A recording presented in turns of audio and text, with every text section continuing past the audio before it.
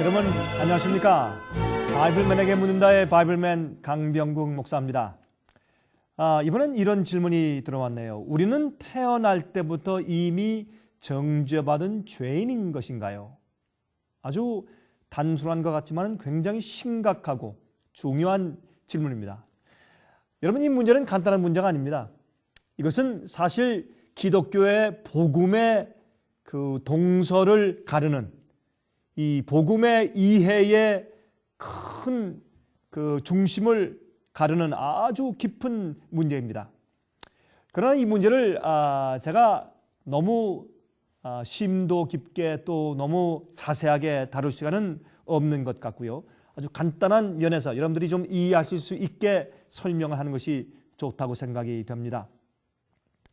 여러분, 이것은 성경의 복음을 어떻게 우리가 이해해야 하는가라는 것을 지어주는 그런 문제입니다. 아주 심각한 질문입니다. 만일 우리가 태어나면서부터 정죄당한 죄인이라면 우리가 우리의 죄의 문제를 어떻게 해결할 수 있습니까? 만약 우리가 태어나는 그 자체부터 죄인이라면, 다시 말해서 죄가 우리의 상태라는 것입니다. 우리가 존재하는 것부터 죄라는 것입니다. 여러분, 우리가 태어나면서부터 우리의 아무런 선택 권한이 없이 우리가 정죄받은 죄인이라면 그 죄인 되는 것은 우리의 선택이 아닙니다.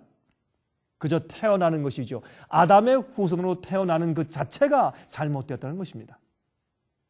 여러분, 그렇다면 우리가 이 죄의 문제를 어떻게 해결해야 되겠습니까? 가서 다시는 죄를 범치 말라. 또 너희가 나를 사랑하면 내 계명을 지켜라.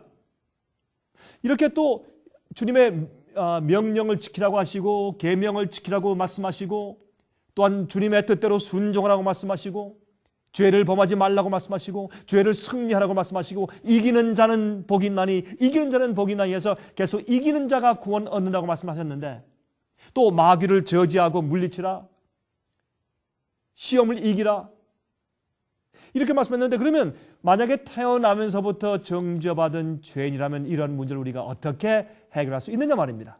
그래서 이것을 우리가 잘 이해하는 것이 좋겠단 말입니다. 여러분, 요한일서 3장 4절부터 9절까지 보시면 다음과 같은 말씀이 있습니다. 이 말씀을 읽으면서 많은 그리스도인들이 굉장히 마음 가운데 이제 당혹해하죠. 죄를 짓는 자마다 불법을 행하나니 죄는 불법이라. 그가 우리 죄를 없이 하려고 나타내신 바 된 것을 너희가 아나니 그에게는 죄가 없느니라. 그 안에 거하는 자마다 범죄하지 아니하나니 범죄하는 자마다 그를 보지도 못하였고 그를 알지도 못하였느니라.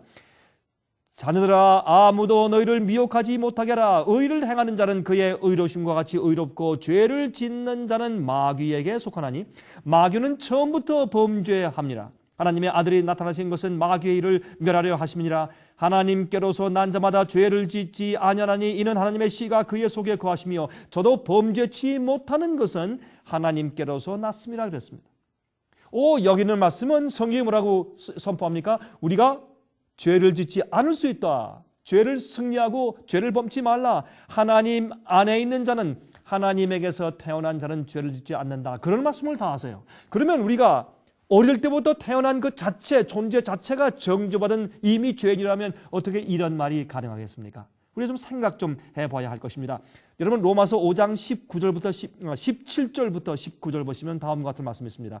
한 사람의 범죄를 인하여 사망이 그 한 사람으로 말미암아 왕노릇하였은즉 더욱 은혜와 의의 선물을 넘치는 자들이 한 분 예수 그리스도로 말미암아 생명 안에서 왕노릇하리로다. 그런즉 한 범죄로 많은 사람이 정죄에 이르는 것 같이 의의 한 행동으로 말미암아 많은 사람이 의롭다 하심을 받아 생명에 이르느니라. 아담의 한 범죄로 모두 다 정죄받은 죄인 되었다. 그것보다는 많은 사람이 죄인 되었다 말씀했습니다.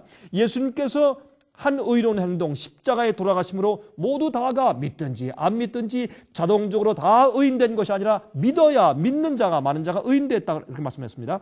한 사람의 순종치 아니함으로 많은 사람이 죄인된 것 같이 한 사람의 순종하심으로 많은 사람이 의인이 되리라, 그렇게 말씀을 했단 말입니다. 그러므로 우린 이렇게 얘기할 수 있겠습니다. 어린아이가 태어날 때 죄된 본성을 가지고 죄된 성질을 가지고 태어납니까? 그렇습니다. Yes.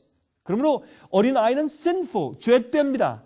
어린아이들을 우리가 우리가 사람들은 죄인이라고 부릅니다. 그러나 하나님께서 태어난 그 자체를 가지고 너 태어났으니 아담의 후손이니까 넌 정죄받은 것이야. 죄의 책임이 있다.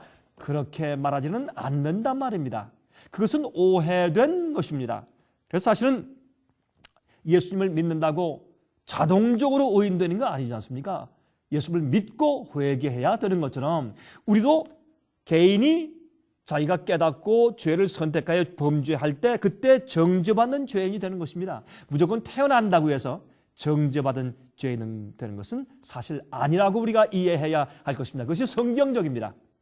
여러분, 물론 여러분 그 시편 51장에 내가 죄 가운데 출생했다. 내 어머니가 내 모친이 나를 죄 가운데 출생했다. 그것은 어머니가 죄를 지은 죄인이라는 뜻이지 그 어린 아이가 뱃속에서 무슨 죄를 졌습니까? 자, 그렇다면 여러분 시편 71장을 보면 내가 모태로부터 하나님의 붙드신 바 되었으며 그것은 우리가 어떻게 이해해야 합니까? 침례요한이 어릴 때부터 모태에서부터 성령이 충만했다. 그것을 어떻게 이해해야 됩니까? 그러므로 우리가 이것을 합리적으로 이해하는 게 좋겠습니다. 태어날 때 죄 때입니까? 그렇습니다. 하나님께서 태어난 그 상태를 정죄하시는 것은 아니다.